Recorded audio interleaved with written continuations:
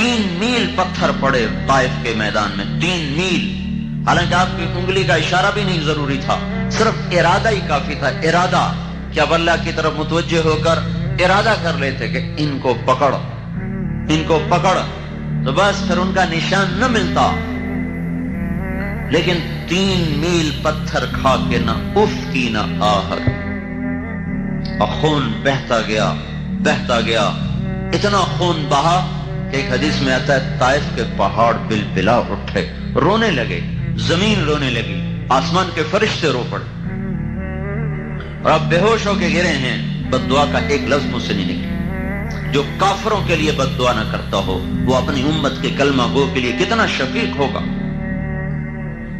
جب ہوش میں آئے، دشمن کے باغ میں پناہ لی، زید بن حارثہ جان نثار غلام ساتھ، انہوں نے اٹھایا، بھاگ کے دشمن کے باغ میں پناہ لی۔ جس کو دیکھ کر دشمن بھی رو پڑے ہوں، اس کی امت اسی کی سنتوں پہ چھریاں پھیر، اے ہے زندگی کی ہر طرز میں دوری دھار کا خنجر ہے جو میرے آپ کے ہاتھ میں ہے، اور سارے وار حضور کے طریقوں پر ہی ہو رہے ہیں۔ کہ کہتے ہیں سنت ہی کیڑی گل ہے جی، کرو تو ثواب ہے، نہ کرو تو گناہ تو کوئی۔ یہ چلتی مل کا ایک پرزہ خراب ہو جائے، چلتی رہے گی، سائرن بجنے لگ جائیں گے، فالٹ آ گیا ہے، فالٹ آ گیا ہے، وہ کہا جو کوئی نہیں ایک پرزے کی خیر ہے، کوئی نہیں چلنے دو، ایک پرزے کی خیر ہے، ٹھیک ہو تو بھی ٹھیک ہے، خراب ہو تو بھی ٹھیک ہے، اگلے دن ساری مل کا بھٹا بیٹھا ہوگا۔ تو اللہ کے محبوب کی سنت ایک پرزے سے بھی زیادہ سستی ہے۔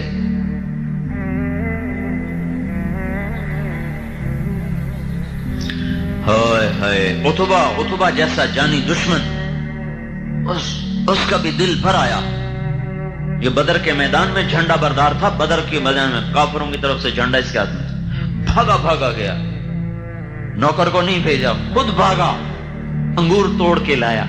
وہ رشتہ داری کا خون جوش میں آ گیا نا، ثقیف والوں نے قریشی کو مار دیا، قومیت جاگ گئی، انگور توڑ کے لایا، پلیٹ میں سجائے، پھر شرم کی وجہ سے خود آگے نہیں گیا، اپنے غلام عداس کو کہنے لگا جا تو لے جا، اور اسے کہنا تجھے رشتہ داری کی قسم، تجھے خون کی قسم، رد نہ کرنا، کھا لینا۔ جس کے لیے دشمن پسیج جائیں، اس کے لیے اسی کی امت کے ہاتھ میں خنجر ہیں، اور ہر ضرب اسی کے سینے پر ہے۔ ہر نبی تنگ آ کے پکار اٹھے، یا اللہ ان کو پکڑ لے، ان کو تہس نہس کر دے۔ اب انتہا ہے طائف کا میدان، انتہا ہے طائف کا میدان، بے بسی بے چارگی عروج پر ہے، آسمان کے فرشتے رو رہے ہیں۔ اللہ تعالیٰ نے پھر آپ نے وہاں اس باغ میں بیٹھ کر اللہ سے اپنا دکھڑا سنایا، اللہم اشکو الیک ضعف قوتی وقلت حیلتی وہوانی الی الناس۔ اے میرے مولا، میری محنت میں کمی آئی ہوگی، میں کام پورا نہیں کر سکا ہوں گا، باقی اور تو کسی سے گلہ نہیں کرتا ہوں، تجھ سے آج گلہ ضرور کرتا ہوں، تو نے مجھے کن کے حوالے کر دی؟ الی بعید یتجہم او الی عدو ملکتہ امری، ایسوں کے حوالے کر دیا جو نہ مجھے پہچانتے ہیں نہ میرا حق پہچانتے۔ کہ ایسے دردناک کلمات تھے کہ اللہ پاک محبت جوش مار اٹھے، اور فرشتہ پہاڑوں کا بھی آ گیا، جبریل بھی آ گیا کہ یا رسول اللہ حکم دیں، اطبق علیہم الاخشبین، میں انہیں بیچ میں ڈال کے 2 پہاڑوں کے اندر ان چکی کی طرح پہاڑوں کو چلا دوں گا اور ان کو پیس کے رکھ دوں گا۔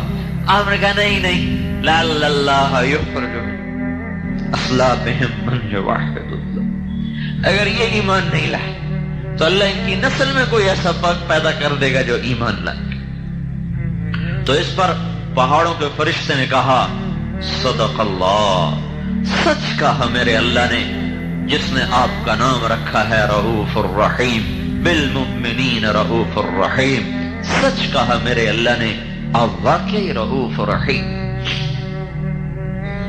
تو میرے بھائیوں، دوسری بات ہم یہ عرض کر رہے ہیں کہ حضرت محمد صلی اللہ تعالی علیہ وسلم کی پاکیزہ اور مبارک زندگی کو اپناؤ، ان سے بڑا محسن کوئی نہیں ہے.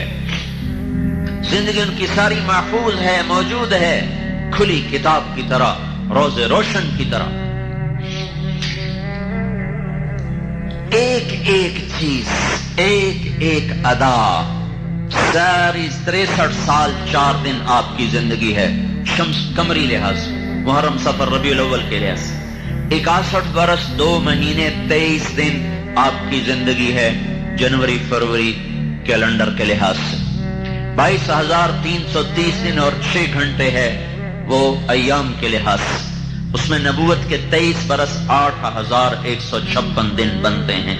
ان 22,330 دن اور 6 گھنٹے کی ہر صبح، ہر شام، ہر دوپہر، ہر عصر، ہر مغرب، ہر عشاء، ہر پل پل کی پوری خبر اللہ تعالیٰ نے کائنات کے صفحات پہ بکھیر دی ہے. کتابیں مٹ بھی جائیں تو اللہ نے ایسے لوگ آج بھی پیدا کیے ہیں جو سینوں سے حضور کی سیرت کو دوبارہ زندہ کر کے لکھ کے دکھا دیں گے. یہ نہیں کہ کوئی رہبر نہیں ہے، رہبر تو موجود ہے، چلنے والا کوئی نہیں ہے. راہ رو منزل کوئی نہیں، ہادی رہبر موجود ہے. تبھی تو آپ پر نبوت کو ختم کر دیا گیا. اب کوئی نبی نہیں آئے گا، جو آئے گا وہ دجال ہوگا. کہ اب آپ کی زندگی مٹ نہیں سکتی، آپ کی سیرت چھپ نہیں سکتی.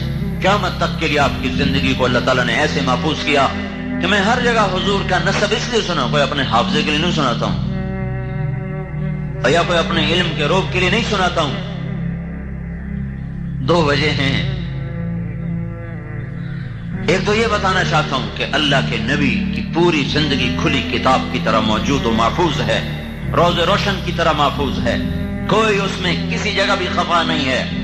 جس کے 10,000 سال کی زندگی جو پیچھے ہے، جب وہ محفوظ ہے تو اگلی زندگی کیسے چھپ جائے گی؟ بس تلاش تو کرو، تلاش تو کرو. تمہیں ضرور گنے خریدنے اور بیچنے کا فکر چڑھا ہوا ہے، اور ڈگریاں لینے اور بنانے کا فکر چڑھا ہوا ہے. پیسہ پیسہ پیسہ، کتنا کو لے جانا چاہتے ہو بھائی؟ پیسے کے پیچھے بھاگ رہے. بھائی آؤ بھائی محمد مصطفیٰ کے غلام بن کے بھاگیں. کوئی دوڑ لگانے کا مزہ تو آئے. یہ بھی کوئی دوڑ ہے، لگا لگا لگا لگا لگا کے جب نشان پر پہنچے تو آگے قبر کا گڑھا تھا، اس میں گم ہو گئے اور ساری جیت اوروں کو دیکھ کے خود بازی ہار کے جا کے ایسا مٹ گئے کہ تو کو حرص و حوث کو چھوڑ میاں مت دیس بدیس پھرے مارا. قزاق اجل کا لوٹے ہے دن رات بجا کر نقارا. کیا بدیا بھینسا بیل شتر، کیا گونی پلہ سر بھارا، کیا گیہوں چاول موٹ مٹر، کیا آگ دھواں اور انگارا. سب ٹھاٹ پڑا رہ جائے گا جب لا چلے گا بنجارا. مرتے ہی بازی ہار گئے، ساری چیزیں پرائی ہو گئیں.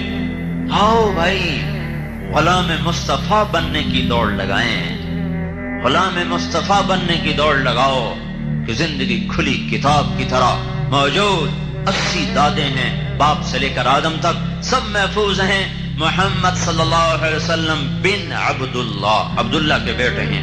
بن عبد المطلب، بن ہاشم، بن عبد مناف، بن قصی، بن کلاب، بن مرہ، بن کعب، بن لوی، بن غالب، بن فہر، بن مالک، بن نضر، بن کنانہ، بن خزیمہ، بن مدرکہ، بن الیاس، بن مضر، بن نزار، بن معد، بن عدنان، بن اد، بن حمیسع، بن سلامان، بن عوس، بن بوس، بن قموال، بن ابی، بن عوام، بن ناشد، بن حزا، بن بلداس، بن یدلاف، بن طابق، بن جاہم، بن ناحش، بن ماخی، بن عیفی، بن عبقر، بن عبید، بن الدعاء، بن حمدان، بن سنبر، بن یثربی، بن یحزن، بن یلحن، بن ارعوا، بن عیدی، بن زیشان. محمد صلی اللہ علیہ وسلم بن عبداللہ، عبداللہ کے بیٹے ہیں. بن عبد المطلب، بن ہاشم، بن عبد مناف، بن قصی، بن کلاب، بن مرہ، بن کعب، بن لوی، بن غالب، بن فہر، بن مالک، بن نضر، بن کنانہ، بن خزیمہ، بن مدرکہ، بن الیاس، بن مضر، بن نزار، بن معد، بن عدنان، بن اد، بن حمیسع، بن سلامان، بن عوس، بن بوس، بن قموال، بن ابی، بن عوام، بن ناشد، بن حزا، بن بلداس، بن یدلاف، بن طابق، بن جاہم، بن ناحش، بن ماخی، بن عیفی، بن عبقر بن عبید بن الدعاء بن حمدان بن سنبر بن یثربی بن یحزن بن یلحن بن ارعوا بن عیدی بن زیشان بن عیسر بن اقناد بن ایہام بن مقصر بن ناحف بن زارع بن سمی بن مزی بن عوض بن عرام بن دیدار بن اسماعیل بن ابراہیم بن آذر بن ناحور بن سروج بن رعو بن فائج بن عابر بن ارفخشاد بن سام بن نوح بن لامك بن متوشالح بن ادریس بن یارو بن ملہل ایل بن قینان بن آنوش بن شیسر بن آدم علیہ السلام. یہ کھلی کتاب ہے، سب اس کے پیچھے آؤ بھائی، سب اس کے پیچھے آؤ، یہ تبلیغ کا پیغام ہے. اور دیکھو ہمارے ہاں نا، مجھے یہ خیال یوں آیا، ہم لوگ ذمہ دار ہیں، لوکل ذمہ دار. ہماری کچھ روایات ہمارے یہاں مراسی ہوتے تھے، اب تو وہ ذمہ دارے سارے ذمہ دار شہروں میں چلے گئے، بخیل ہو گئے، خرچے بڑھ گئے، لہذا ان کو غریبوں کو دینے کا فرصت ہی کوئی نہیں ہے. نہ تاجروں کو فرصت ہے، نہ مال، نہ ذمہ داروں کے پاس تو ویسے ہی پیسے تھوڑے ہوتے، تو پھر اوپر سے شہروں کے خرچے، تو بخیل ہو گئے، بخل آ گئے. ایک شاعر سے شاعری چھوڑ دی. کسی نے کہا تو نے شعر کیوں چھوڑ دیے؟ فقالوا هجرت الشعر قلت ضرورة باب الدواعي والبواعث مغلق خلت الديار فلا كريم يرتجى منه النوال ولا مليح يعشق. میں کس بات پہ شعر کہوں؟ وہ کہنے لگے یہ لوگ مجھ سے کہتے ہیں کہ تو نے شاعری کیوں چھوڑ دی؟ تو میں کہتا ہوں شاعری کے لیے تو کچھ اسباب ہوتے ہیں جس پر آدمی پر آمد ہوتی ہے، پھر زبان پہ وہ جاری ہوتا ہے، تو اسباب ختم ہو گئے. کا کیا اسباب ہیں؟ کہ یا تو کوئی معشوق ہو جس کے عشق میں آدمی بے قرار ہو کر شعر کہے، تو دنیا حسینوں سے خالی ہو گئی، سرخی پاؤڈر رہ گئے. سرخی پاؤڈر کا بھی کوئی حسن ہوتا ہے، پلاسٹک سرجری رہ گئی، اس کا بھی کوئی حسن ہوتا ہے. اور دوسری وجہ ہوتی ہے کوئی سخی ہوتا ہے وہ جس کی تعریف کر کے کچھ ملتا ہے تو پیسہ سارا کنجوسوں کے پاس چلا گیا ہے، دنیا سخیوں سے خالی ہو گئی ہے، تو میں کس کی تعریف میں شعر کہوں؟ کوئی سخی نہیں ملتا کہ اس کی تعریف میں شعر کہوں، کوئی معشوق نہیں ملتا کہ اس کے عشق میں شعر کہوں. تو اللہ تعالیٰ جب ناراض ہوتے ہیں تو پیسہ بخیلوں کو دے دیتے. موسیٰ علیہ السلام نے پوچھا یا اللہ تیرے ناراض ہونے کی نشانی کیا ہے؟ تو اللہ نے کہا 3 نشانیاں. کیا؟ کہ میں بارش کروں گا جب موسم نہیں ہوگا، اور جب موسم ہوگا تو روک لوں گا، حکومت بے وقوفوں کو دوں گا، اور پیسہ بخیلوں کو دوں گا. اور ایک بخیل کا بھی پیر ہوتا ہے، وہ ہوتا ہے شحیح. بخیل تو وہ ہوتا ہے جو اپنے پر خرچ کرے اوروں پہ نہ کرے، اور شحیح وہ ہوتا ہے جو نہ اپنے پر خرچ کرے نہ اوروں پہ خرچ کرے. ویک کے خوش ہوتا ہے، لاکھ ہو گیا، ان کروڑ ہو گیا، ان ارب ہو گیا، بیڑی بڑھیا ہر جگہ چھڑ کے مر جاؤں نہیں، وہ اسی میں خوش ہوتا رہتا ہے، نہ اپنے پر خرچ کرتا ہے نہ اوروں پہ خرچ کرتا ہے. ہاں. پھر موسیٰ علیہ السلام نے پوچھا یا اللہ جب تو خوش ہوتا ہے تو کیا کرتا ہے؟ کہ جب میں خوش ہوتا ہوں تو بارش وقت پہ کرتا ہوں، حکومت سمجھداروں کو دیتا ہوں، پیسہ سخیوں کو دیتا ہوں. تو بھی آج پیسہ بخیلوں کے پاس ہے، حکومت نکموں کے پاس ہے، اور بارشیں کا نظام خود بخود دیکھ رہے ہو، بے وقت کی بارشیں ہیں. تو یہ اس بات کا اعلان ہے کہ اللہ ناراض ہے جو کہہ رہا توبہ کرو، منا لو اپنے رب کو، منا لو اپنے آقا کو، منا لو اپنے اللہ کو کہ یہ جہان بھی بنے اور وہ جہان بھی بنے. تو ہمارے وہ مراسی جب آتے تھے نا ہمارے ڈیروں پر، ان کا کوئی کام نہیں ہوتا تھا، صرف پیو دادے پڑدادے دا نا چاونا تو وہ دی تعریف پٹھی سیدھی کرنی، اپنی بوری دانے دے لے گئے. ہمیں بھی پتا تھا صرف ہماری جھوٹی تعریف کرتے ہیں، لیکن وہ جھوٹی تعریف پر بھی ایسا خوش ہو جاتے تھے، چل بھائی بوری بھر دے بھائی انو دانے دے بھائی. یہ ترتیب چلی آ رہی، اب ٹوٹ گئی. تھوڑا بہت میں نے اس کو باقی رکھا ہوا ہے، جب انہوں نے میرا پتہ چلتا وہ آ جاتا. جو ہی وہ دروازے سے داخل ہوں گے ہمارے ڈیرے کے، ایتھوں نہ ہاتھ سے میاں تارے جمیل دے دے رے قائم، میاں اللہ باغ دے دے رے قائم، نہ میرا پیو قائم رہا نہ میں قائم رہوں گا. یہ کتنا بڑا جھوٹ ہے، کتنا بڑا جھوٹ ہے. میاں نیت علی دے دے رہے قیم، میاں گانے دے دے رہے قیم. وہ آگے بھی جاتا ہے، میں تو آگے نہیں جانتا ہوں. ان کا کام یہی تھا. حالانکہ نہ پردادا قائم رہا، نہ دادا، نہ پیو، نہ میں، ہر مر جامنا ہے. لیکن اس جھوٹی تعریف پر بھی نہ پیو دادے کی نسل سن کے، تعریفیں سن کے ہم خوش ہو کے خواہ مخواہ ان کو دے رہے ہیں. عام فقیر ہے تو ہم 10 روپے دیتے، وہ آتے ہیں بدبخت 100 روپے لے کے جاتے. ابھی عید پہ کہنے لگا ہے ساری تو میں رفتہ نوٹ نہیں لینا، سوا نوٹ لینا. کہنا ابھی 500 لیں. تو مجھے یہ خیال آیا پتہ نہیں تبلیغ قبول ہے کہ نہیں ہے، نمازیں قبول ہیں کہ نہیں ہیں. اور چلو اللہ کے نبی کے میراثی بن جائیں، اس کے پیو دادے کی جس پڑھیں، اس کا نام بلند کریں. ہم چھوٹے سے ذمہ دار ہو کر آج تک اپنے میراثیوں کو پال رہے ہیں. کل ہم یہ کہہ تو سکیں گے یا رسول اللہ تیرے میراثی بن کے زندگی گزارے. عمل کوئی نہیں، عمل کوئی نہیں ہے. اور پھر جو ممبر پہ بیٹھ جائے وہ تو ویسے ہی پھنس جاتا ہے. وہ یہ دعویٰ کر ہی نہیں سکتا کہ میں مخلص اور اخلاص والا ہوں. مجھے آپ کے اخلاص پر تو قسم کھانے کو میں تیار ہوں، آپ پر میں قسم کھانے کو تیار ہوں. اب سارے اللہ کے لیے آئے بیٹھو. میں اپنے اوپر قسم کھانے کو تیار نہیں. مجھے نہیں پتا کب میرا نفس میرے ساتھ کھیل کھیل جائے.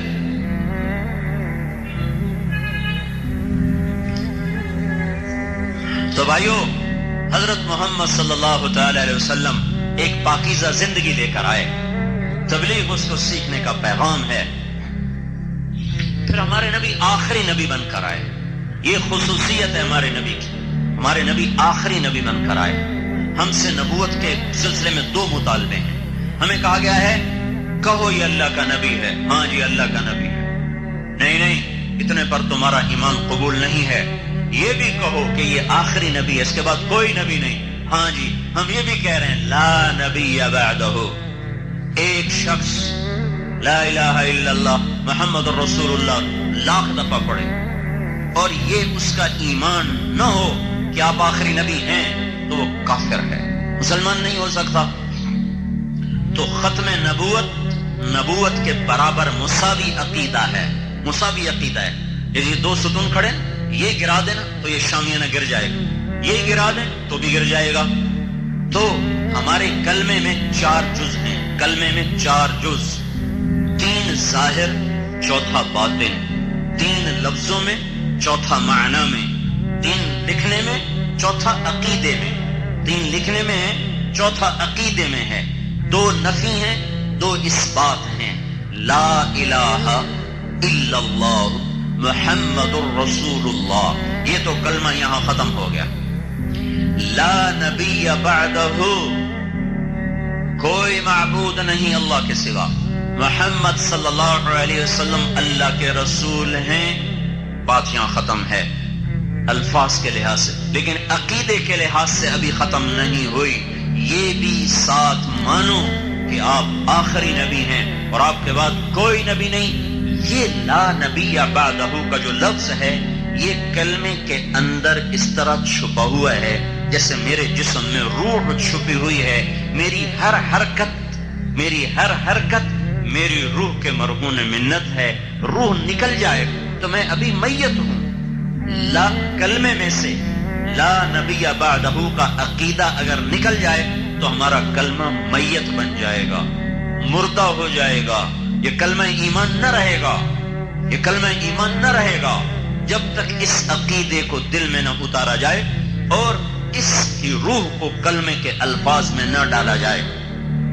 تو 4 حصے ہو گئے. 2 نفی، لا الہ یہ نفی ہے، لا نبی بعدہ یہ نفی ہے، الا اللہ یہ اثبات ہے، محمد الرسول اللہ یہ اثبات ہے. ان 4 چیزوں کے 4 مطالبے ہیں. لا الہ کا مطالبہ ہے کبھی کسی کے سامنے ہاتھ نہ پھیلاؤ، کبھی کسی کو مدد کے لیے مت پکارو، کبھی کسی کے سامنے سر نہ جھکاؤ، کبھی کسی کے آگے ماتھا نہ جھکاؤ. الا اللہ کا مطالبہ یہ ہے کہ ہاتھ اسی کی طرف اٹھاؤ، اسی کو مدد کے لیے پکارو. فلا تدعوا مع اللہ احدا، جب اللہ موجود ہے تو اللہ کو چھوڑ کر کسی کو مت پکارو، کسی کو مت صدا دو، ندا دو. تو اور یہ ماتھا صرف اللہ کے سامنے جھکاؤ. یہ صرف زمین پہ سر رکھا جائے گا. اللہ کو سامنے رکھ کر یہ کسی کے آگے سر نہیں جھکے گا, نہیں جھک سکتا. یہ صرف اللہ کے سامنے جھکے گا یہ سر. اور محمد تغلق جو تھا نا, بڑا خر دماغ بادشاہ تھا, تو اس نے بڑے عجیب عجیب حکم نافذ کیے تھے. اس کے دربار میں آ کر یوں سر جھکانا ضروری تھا, یوں سر جھکانا ضروری. خواجہ نظام الدین اولیاء رحمت اللہ علیہ اس نے بلوایا, تو یہ کسی کے سامنے نہیں سر جھکاتے, میں ابھی بندوبست کرتا ہوں. تو اس نے دروازہ بنوایا, اس کے بیچ میں چھوٹا دروازہ لگا دیا جس میں آدمی یوں کر کے آگے خود بیٹھو. جب وہ تشریف لائے تو ان کو بھی اس کی چال کا اندازہ ہو گیا. انہوں نے پاؤں پہلے اندر ڈالا. اگر یہ سر نظام الدین کا اللہ کے سوا آج تک کسی کے سامنے جھکا نہیں, یہ صرف اللہ ہی کے سامنے جھکا ہے. یہ الا اللہ کا مطالبہ ہے. محمد الرسول اللہ صلی اللہ علیہ وسلم کا مطالبہ کیا ہے؟ محمدی بن جاؤ, غلام رسول بن جاؤ, غلام نبی بن جاؤ. جسے وہ سامنے وردی والے بتا رہے ہیں کہ یہ سیکیورٹی کے لوگ ہیں, اگر یہ شلوار کرتا پہن لیں تو پھر کوئی پتہ نہیں چلے گا سیکیورٹی والے ہیں کہ عام لوگ ہیں. تو اس محمد الرسول اللہ کے عقیدے کا اتنا مطالبہ ہے کہ اتنی غلامی رسول اختیار کرو کہ چلتے پھرتے غلام رسول نظر آؤ, کہا جا سکے یہ غلام رسول ہے, یہ غلام نبی ہے, یہ غلام مصطفیٰ ہے, یہ غلام مجتبیٰ ہے. اتنی وردی نہ اتارو کہ پہچان ہی ختم ہو جائے غلام رسول ہے کہ غلام شیطان ہے. اگر وردی کی کوئی قیمت نہ ہوتی تو ان کو وردی کیوں پہنائی گئی؟ پولیس کو وردی کیوں پہنائی گئی؟ فوج کو وردی کیوں پہنائی گئی؟ اگر وردی کی کوئی قیمت نہیں ہے تو وہ کہو جرنیل, فوج کے جرنیل سے کہ آپ کل انڈین جرنیل کی وردی پہن کر آ جائیں, کوئی فرق نہیں پڑتا. وردی جیسی بھی دل ٹھیک ہونا چاہیے, نہیں کہ جی اندر بندے تو ٹھیک ہونا چاہیے, باہر دی کیڑی گل ہے, دل مومن ہونا چاہیے. اردو بھاویں جی ہو جاوے, جاؤ بھائی جرنیل پاکستان سے کہو کل آپ ہندوستانی جرنیل کی وردی پہن کر آئیں, کوئی فرق نہیں پڑتا, دل مومن ہونا چاہیے, باہر دی کیڑی گل ہے. اگر وہ ہندوستانی جرنیل کی وردی پہن کے چلا گیا تو اس پر بغاوت کا مقدمہ درج ہوگا, غداری کا مقدمہ درج ہوگا. لا نبی بعدہ, لا نبی بعدہ, آپ کے بعد کوئی نبی نہیں. دیکھنا بھائی غور سے سننا, کوئی یہ نہ کہیں مولوی صاحب کلمہ بتاتے لگے گا, اس لیے میں بار بار اس چیز کو دہرا رہا ہوں. کلمہ وہی ہے لا الہ الا اللہ محمد الرسول اللہ, لیکن کلمے کی روح, روح کے بغیر جسم کوئی نہیں, روح کے بغیر زندگی کوئی نہیں. لا نبی بعدہ, ختم نبوت کے عقیدے کے بغیر کلمہ ہے ہی کوئی نہیں. تو اس ختم نبوت کا کیا تقاضا ہے؟ یا بعدہ, ختم نبوت کی پہچان کیا ہے؟ پہچان کیا ہے؟ میں آپ کو واقعہ سناتا ہوں, اسے آپ کو پتہ چلے. 1979 میں ایک جماعت پیدل فرانس میں چل رہی, فرانس میں پیدل, سردی کا موسم. ایک گاڑی رکی, دو لڑکیاں نکلی, انہوں نے جیب سے پیسے نکالے, کہا بھی یہ پیسے لے لیں, بس پہ چڑھ جائیں, بڑی سردی ہے. کہنے لگے ہمارے پاس پیسے ہیں. کہا تو پھر آپ اکٹھے سوار ہونا چاہتے ہیں, پوری وین چاہتے ہیں, تو ہم آپ پیچھے شہر ہے, ہم آپ کے لیے پوری وین لے کر آتی ہیں. کہا نہیں ہمیں وین نہیں چاہیے, وین تو ہمارے پاس اپنی ہے. وہ پیدل جماعتیں جب پہلے چلتی تھیں تو وہ ایک وین لے کر اس میں سامان ڈالا اور وین چلی 15 میل, وہاں جا کے ڈیرا لگایا, خیمہ لگایا. اب تو ہر جگہ مسجدیں بن گئی, پہلے خیمے لگاتے تھے, یہ پیچھے پیدل آتے تھے. وہ کہنے کہ پھر تم پیدل کیوں چل رہے ہو, پیدل کیوں چل رہے ہو؟ تو انہوں نے اس کو تھوڑی بات کی کہ ہم اس لیے پیدل چل رہے ہیں کہ لوگوں کو ہدایت مل جائے, لوگ اللہ کو مان لیں, اللہ کی اطاعت کر لیں. تو ایک لڑکی کہنے لگی میں بتاؤں تم کون ہو؟ مجھے اب پتہ چل گیا, میں بتاؤں تم کون ہو؟ بتائیے. کہ تم نبی ہو. کہ آپ کو کیسے پتہ چلا ہم نبی ہیں؟ کہ ہماری کتابوں میں لکھا ہے کہ یہ کام نبی کیا کرتے ہیں. تو انہوں نے بتایا کہ ہم نبی نہیں ہیں, ہاں ہم اس نبی کے امتی ہیں جو ہمارے ذمے نبی والا کام لگا کر گیا. جاتے ہوئے فرما گیا میرے بعد کوئی نبی نہیں, تمہارے بعد کوئی امت نہیں, میرا پیغام پوری دنیا میں پہنچانا تمہارے ذمے ہے. وہ دونوں لڑکیاں مسلمان ہو گئیں. پھر تھوڑی دیر بعد پھر واپس آئیں, اور ڈگی بھری ہوئی کھولی, اس میں پھل، مالٹے، سیب، کیلے، کئی آپ لے لیں. ان کا ہمیں تو ایک چادر اٹھانی مشکل ہو رہی ہے، کریٹ کہاں سے اٹھائیں گے؟ کہا نہیں، کچھ نہ کچھ ضرور لینا پڑے گا. تو کسی نے کیلا لے لیا، کسی نے سیب لے لیا. پھر کہا کہ آپ اگلے اتوار آپ کہاں ہوں گے؟ کہاں فلاں جگہ پر ہوں گے. اتوار کو وہ لڑکیاں 8 لڑکیوں کو لے کر آئیں اور ان کو بھی وہاں مسلمان کیا. بھائیو، اس امت کی امتیازی شان تبلیغ کا کام ہے. اگر تبلیغ کا کام نہ ہوتا تو دنیا میں اسلام نہ پھیلتا.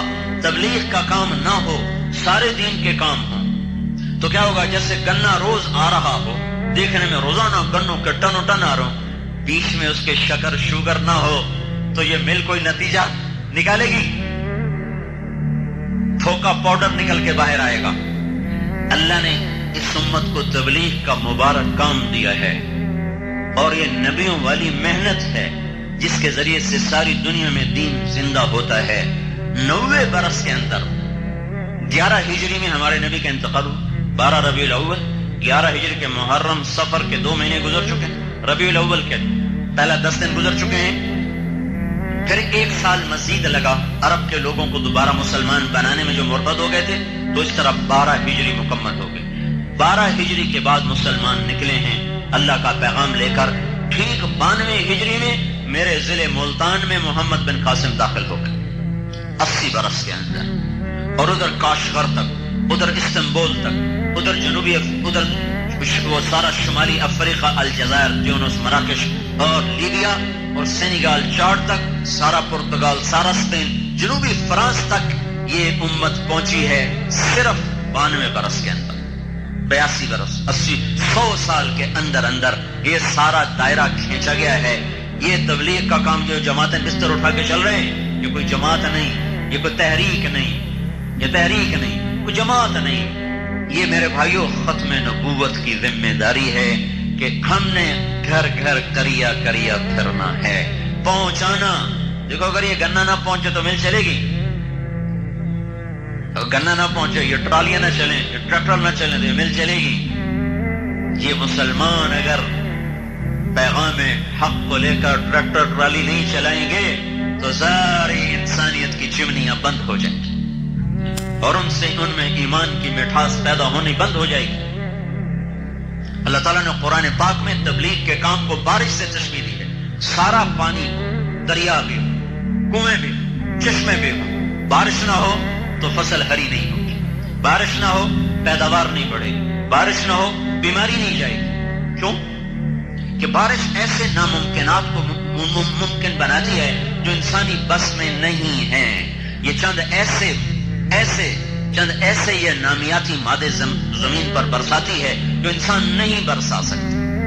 تو تبلیغ کو اللہ نے بارش سے تشبیہ دے کر یہ بتایا ہے کہ تبلیغ وہ مبارک کام ہے، جب تک یہ کام زندہ نہ ہوگا دنیا میں اسلام زندہ نہیں ہو سکتا. تو بھائیو، 6 بر اعظم میں اللہ نے اس کو پہنچا دیا، بارش بن کے برسا. یہ جو بارش ہوتی ہے یہ 97% تو ہوتی ہے سمندر کے بخارات سے، 3% ہوتی ہے باقی بخارات سے پانی. اور 1 سیکنڈ میں، کیا بتا رہا ہوں، 1 سیکنڈ میں 16 ملین ٹن پانی بخارات بن کے ہوا میں چلا جاتا ہے. 1 کروڑ 60 لاکھ ٹن پانی ہوا میں 1 سیکنڈ میں چلا جاتا ہے. یہ کہاں سے جاتا ہے؟ سمندر کی جو اوپر کی سطح ہے پانی کی، اس کو کہتے ہیں مائکرو لیئر. 1/10 ملی میٹر سینٹی میٹر کا 10واں حصہ ہوتا ہے. پھر اس کے 10 حصے کیے جائیں تو اس کا وہ جو 1/10 ملی میٹر ہے، وہ جو پانی کی سطح ہے اس میں بے شمار جانور ہیں، بے شمار درخت ہیں، پودے جو مائکروسکوپ سے نظر آتے ہیں، وہ اس میں گلتے ہیں، سڑتے ہیں، مرتے ہیں. یہ بارش کے بخارات اس میں سے اٹھتے ہیں تو اپنے ساتھ بے شمار کھاد لے کے جاتے ہیں.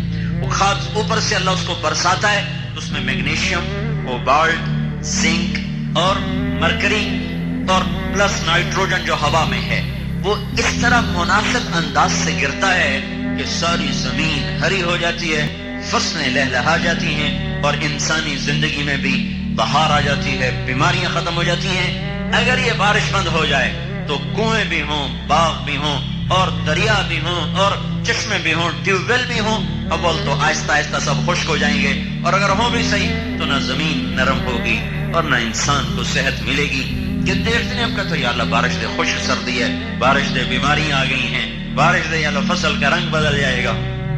پہلے جب ہم چھوٹے تھے تو دسمبر میں ضرور جھڑی لگتی تھی، آخری 10 دن ضرور جھڑی ہوتی تھی، اور ان دنوں گندم اونچی ہو چکی ہوتی تھی، تو اس پر وہ بارش گرتے گرتے گرتے اس میں وہ بے شمار پھر وہ اپنے نکالتے تھی، شاخیں نکالتی تھی، تو اس کی وجہ سے گندم بڑی خوبصورت ہوتی تھی۔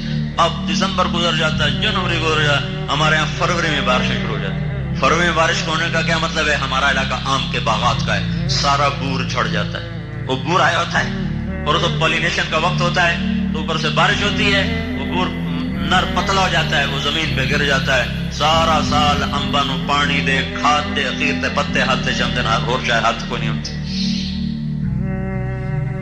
بارش تبلیغ بارش ہے، تبلیغ بارش ہے، تبلیغ نہ ہوگی تو جیسے دنیا کی زمین بنجر ہو جائے گی، ایسے ہی دلوں کی زمین بنجر ہو جائے گی۔ تو میرے بھائیوں، ہم کوئی تبلیغی جماعت والے نہیں ہیں کہ بھئی ہم آپ کو تبلیغی جماعت میں شامل کر کے کوئی اپنا عدد بڑھانا چاہتے ہیں، یا آپ کو اپنا مرید کرنا چاہتے ہیں، آپ کو اپنے بیعت کرنا چاہتے ہیں، کوئی اپنی شخصیت کا لوہا منوانا چاہتے ہیں۔ مسافر ہیں، آئے چلے گئے، فقیرانہ آئے صدا کر چلے، میاں خوش رہو ہم دعا کر چلے، یہ 3 باتوں کی بنیادی محنت۔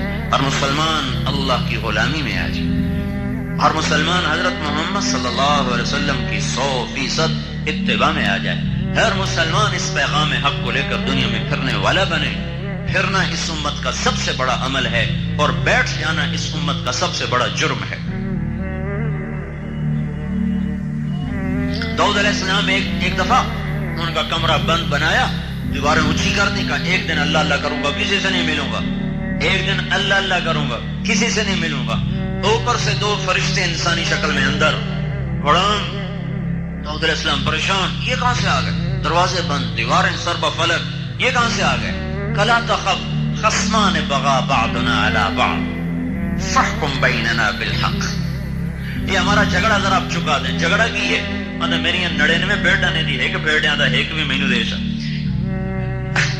تو یہ فیصلہ تو بچہ بھی کر سکتا ہے کہ یہ غلط کام ہے۔ اب داؤد علیہ السلام حیران پریشان، یہ چکر کیا ہے، یہ آئے کہاں سے، اور یہ مقدمہ کون سا میرے پاس لائے؟ ان ھذا اخی لہ 99 نعجہ ولی نعجۃ واحدہ فقال اکفلنیھا وعزنی فی الخطاب۔ تو ایک دم داؤد علیہ السلام کو خیال آیا کہ اللہ مجھے کہہ رہا ہے داؤد تو دروازے بند کرنے نہیں آیا، نبی کا کام اندر بیٹھ کے نہیں عبادت کرنا، نبی کا کام گلیوں میں پھرنا ہے، لا الہ الا اللہ کی صدا لگانا ہے۔ اگر تجھے خلوت چاہیے تو رات کو کیا کر، دن بندوں کے لیے ہے، رات تیرے رب کے لیے ہے۔ اس لیے اللہ نے ہمارے نبی اس کا قم اللیل الا قلیلا نصفہ او انقص منہ قلیلا او زد علیہ ورتل القرآن ترتیلا انا سنلقی علیک قولا ثقیلا ان ناشئة الليل هي اشد وطئا واقوم قیلا ان لك في النهار سبحا طويلا اذكر اسم ربك وتبتل اليه تبتيلا رب المشرق والمغرب لا اله الا هو فاتخذه وکیلا۔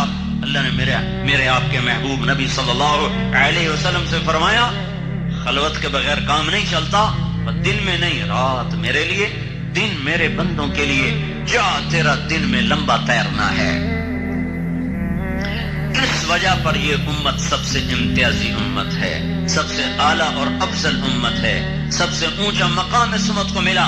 آپ نے فرمایا ہماری مثال ایسے ہے جیسے ایک اور دوسری امتوں کی مثال، ایک آدمی نے فجر سے ظہر تک کام کیا، اس کو 1 روپیہ ملا، دوسرے نے ظہر سے عصر تک کام کیا، اس کو 1 روپیہ ملا، تیسرے نے عصر سے مغرب تک کام کیا، اس کو 2 روپے ملے۔ عصر سے مغرب میں کتنا وقت ہوتا ہے؟ گھر جا کے بیٹھتے ہیں کہ پیچھے مغرب کی اذانیں شروع ہو جاتی ہیں، کتنا وقت ہوتا ہے؟ اور فجر سے ظہر کتنا، ظہر سے عصر کتنا؟ تو آپ نے فرمایا فجر سے ظہر تک کی مثال تو یہودی ہے، کام زیادہ معاوضہ تھوڑا، ظہر سے عصر کی مثال عیسائی ہیں، کام ان سے قدرے کم، معاوضہ پھر بھی تھوڑا، اور ہم کام بڑا تھوڑا، معاوضہ بہت زیادہ۔ اثر سے مغرب 2 روپے ملے، 2 درہم ملے. کیوں؟ اللہ نے کسی امت کو تبلیغ کا کام نہیں دیا، لہذا وہ لاکھوں سال بھی عبادت کریں تو تبلیغ کے ایک دن کو نہیں پہنچ سکتے. چونکہ اللہ کے محبوب صلی اللہ علیہ وسلم کا ارشاد ہے، اللہ کے راستے میں ایک گھڑی کھڑے ہو جانا 70 سال کی عبادت، رات کی عبادت اور دن کے روزے سے بہتر ہے. اور ابو ہریرہ رضی اللہ تعالیٰ نے فرمایا، ایک رات جو ہو شب قدر، جو ہو رمضان، اور آگے مسجد ہو بیت اللہ اور مقام ہو حجر اسود، تو کتنی فضیلتیں اکٹھی ہو گئیں. یہ رات جو حجر اسود کے سامنے بیت اللہ کے اندر لیلۃ القدر رمضان کی جو رات ہے، مغرب سے فجر کی اذان تک جو شخص کھڑا ہو کے بندگی کرتا رہے، اس سے افضل ہے اللہ کے راستے میں ایک گھڑی کھڑے ہونے والا. رمضان میں نہیں، کسی اور دن میں کھڑا ہوا ہے.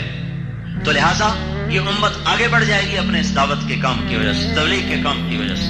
اس لیے آپ نے فرمایا. پھر دوسری جگہ آپ نے کہا، ہاں تو پہلی امتیں کہیں گی یا اللہ ہمیں تھوڑے پیسے ملے، ان کو زیادہ ملے، ہماری مزدوری تھوڑی، ان کو زیادہ. اللہ تعالیٰ کہیں گے تم سے جو طے کیا تھا وہ تو پورا دے دیا نا. کہا وہ تو دے دیا. کہا پر میں زیادہ جس کو جتنا چاہوں دے دوں، تمہیں اس سے کیا غرض؟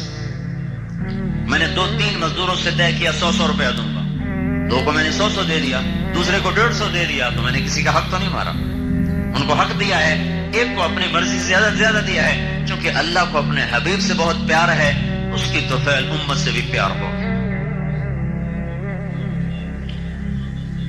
تو ہم نے کہا ہم سب سے پہلے جنت میں جائیں گے، آئے سب سے پیچھے، جائیں گے سب سے آگے. کوئی نبی جنت میں نہیں جا سکتا جب تک ہمارا نبی نہ چلا جائے. اونٹنی پہ آپ سوار ہوں گے اور بلال کے ہاتھ میں لگام ہوگی، آپ دروازے پہ دستک دیں گے، اندر سے رضوان بولے گا کون ہے؟ آپ کہیں گے محمد الرسول اللہ ہے صلی اللہ علیہ وسلم.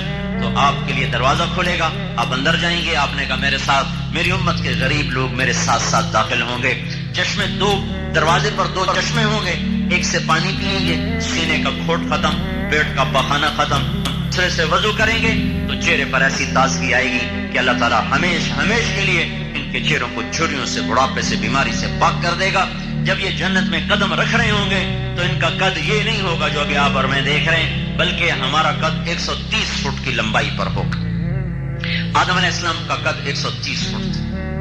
آدم کا قد ہوگا، یوسف علیہ السلام کا حسن ہوگا، اور داؤد علیہ السلام کی شیریں زبان ہوگی، اور ایوب علیہ السلام کا صابر دل ہوگا، اور عیسیٰ علیہ السلام کی خوبصورت جوانی ہوگی، اور حضرت محمد صلی اللہ علیہ وسلم کے عالی اخلاق ہوں گے.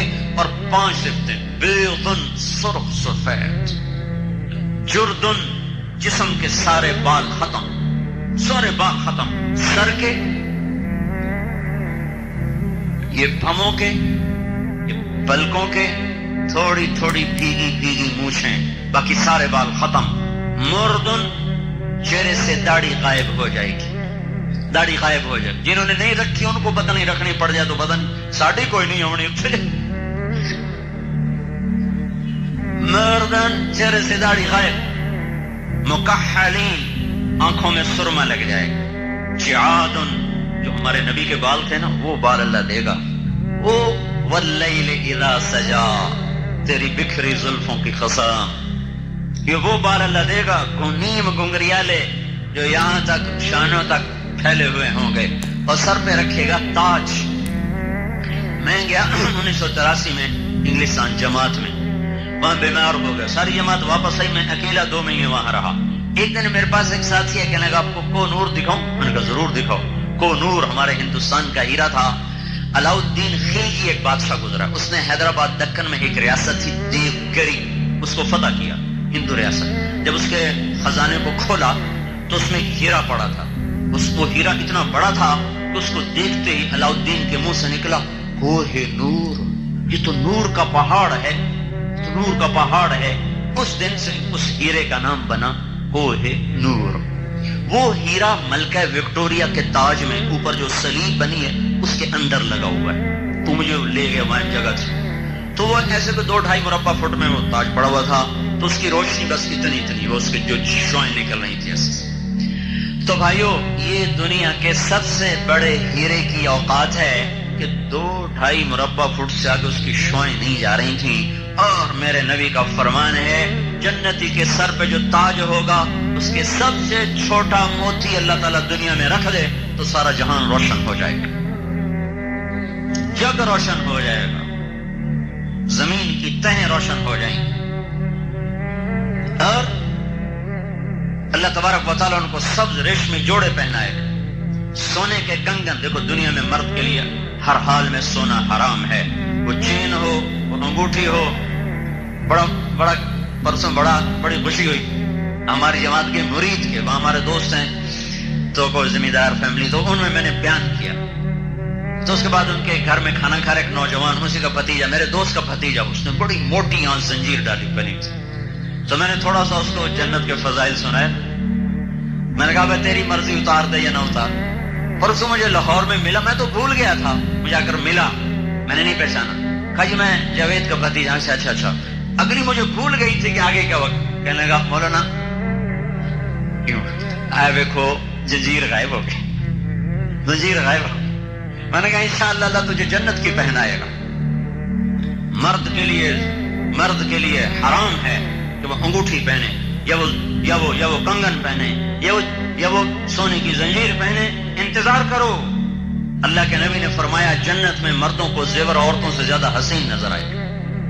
اللہ کہے گا آؤ میں پہناتا ہوں، اصاغر من ذہب، یہ لے، یلبسون ثیابا خضرا، ریشمی لباس، متکئین فیہا علی الارائک، بیٹھ تختوں پر، کیا کر؟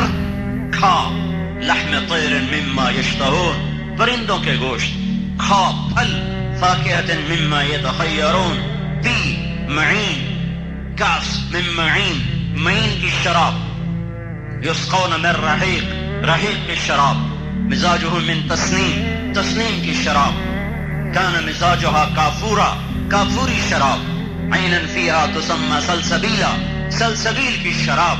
پینے میں 3 انداز، 3 مجلسیں، 3 محفلیں۔ ایک مجلس ہے جہاں خود ڈال کے پی رہے ہیں، یشربون من کاسن کان مزاجہ کافورا، خود ڈال رہے خود پی رہے۔ یہ وہ ہیں جو 33 نمبر لے کے پاس ہوں گے، 33 نمبر آتے پاس ہو گئے، لترا تو بچ گئے۔ یشربون من کاسن کان مزاجہ کافورا، یہ خود ڈال کے پی رہے۔ ایک اس سے اوپر کا درجہ ہے جو فرسٹ ڈویژن میں پہنچے، وہ ہیں یسقون فیہا کاسن کان مزاجہ زنجبیلا، جہاں ان کو پلایا جا رہا ہوگا، پلانے والے فرشتے ہوں گے، غلام ہوں گے، بیویاں ہوں گی، حوریں ہوں گی، ڈال کے پیش کر رہی ہوں گی۔ ایک اس سے اوپر کا درجہ ہے جنہوں نے پہلی پوزیشنیں حاصل کی، وہاں کا ساقی بھی اور محفل بھی اور مجلس بھی اور، وسقاہم ربہم شرابا طہورا، وہاں اللہ خود ان کو ڈال کے پلا رہا ہوگا۔